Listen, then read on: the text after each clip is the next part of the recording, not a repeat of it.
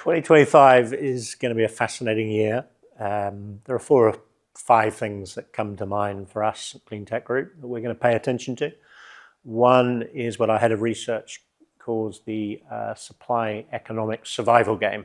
What he really means by that is obviously there are certain sectors, particularly deep tech sectors, that have reached this critical phase where they are building first-of-a-kind plants, starting to manufacture, whether it's electrolyzers, thermal energy storage type solutions, green steel, etc. The big question, certainly in the US, is what's going to happen with sort of policy rollbacks and so forth. Does that mean that these companies are now going to have to survive and find a way to market economics on their own and through traditional finance? Or are they going to find other forms of support, maybe internationally and so forth? Or have they got far enough where they can actually survive? And so that's going to be one area to watch. The second, which, there's a huge amount of coverage, and it's of course absolutely right, which is the whole shortage of power. Whether that's caused by AI or just the general electrification trend, which people tend to think about passenger vehicles, but I would suggest that people start thinking about the whole of industry, because a lot of areas that are not traditionally electrified are now starting to.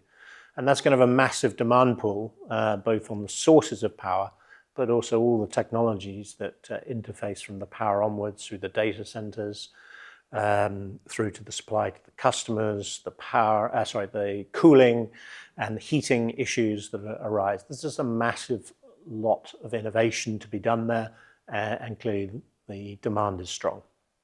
Third factor to think about is really what we would think of the rise of adaptation and resilience type investments. It hasn't particularly happened so far, but how much longer are we going to live in a world where clearly climate crises and uninsurable losses are becoming ever more frequent? And so we are expecting to see innovations increase in these kind of areas, particularly perhaps around wildfires on the one hand and power resiliency on the other.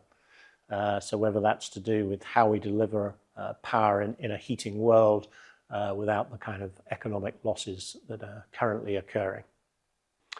Fourth, somewhat related to that, I think if you think about water, we think the whole subject of resource productivity, resource efficiency is going to be back in vogue. So where you're trying to prove economics and you have a huge amount of power demand, the first port of call is how do we use what we already have, frankly, more efficiently. But that needs to play through to a lot of other areas, water being one, which underpins pretty much all the food and industrial systems that support our world. Materials and critical materials being a geopolitical issue. We only want to mine these things once and reuse them as many times as possible. So all the areas in sort of battery recycling and recovery of metals become critical. Finally, at a smaller level, but we are starting to see a lot more interest and a lot more investment and activity around the whole plastic recycling problem, another resource that is precious.